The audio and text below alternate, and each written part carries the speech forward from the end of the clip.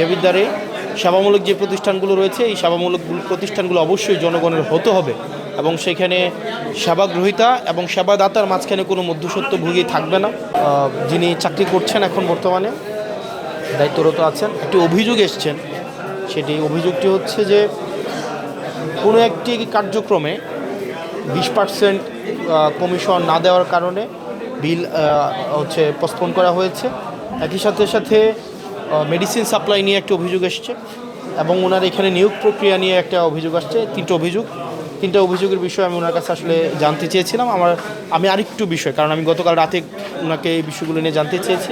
আমি ওনার সাথে further meeting করে তারপরে এই বিষয়গুলো নিয়ে আসলে কথা বললে মনে হয় আপনাদেরকে আরও বেশি তথ্য নির্ভর এবং সঠিক তথ্যটি আসলে আমি আপনাকে দিতে পারবো। তবে এই বিষয়গুলো আমার নজরে আছে। আমি দেবিদ্বারে সেবামূলক যে প্রতিষ্ঠানগুলো রয়েছে এই সেবামূলক প্রতিষ্ঠানগুলো অবশ্যই জনগণের হতে হবে এবং সেখানে সেবাগ্রহীতা এবং সেবাদাতার মাঝখানে কোনো মধ্যস্বত্বভোগী থাকবে না।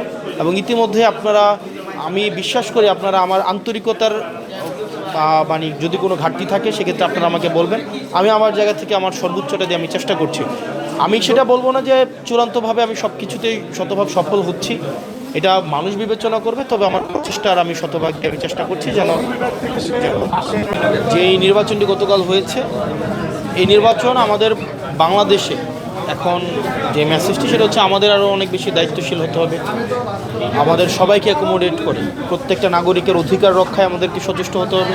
আমাদের দেশে যাদেরকে আমাদের রাজনৈতিকভাবে সংখ্যালঘু মনে করা হয় তাদের অধিকার রক্ষায়, তাদের অধিকার সুরক্ষায় আমাদেরকে আরও বেশি সচেষ্ট হতে হবে, যাতে করে একটা বৈশ্বিক একটা বার্তা যায়।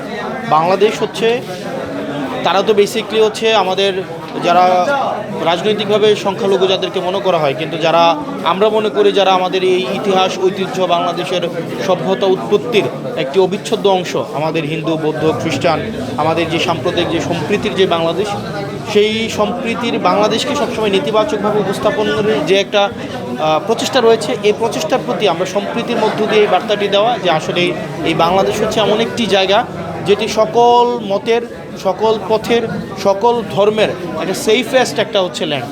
এবং এটি আমাদের যদি আমরা সুরক্ষা করতে পারি তাহলে আমাদের যে ইন্ডিয়াতে যে নির্বাচন পরবর্তী যে আমাদের বাংলাদেশে যেই আমরা ইম্প্যাক্টের সংখ্যাটি করছি, নেতিবাচক ইম্প্যাক্টের সংখ্যাটি করছি, সেটি আসলে থাকবে না তখন।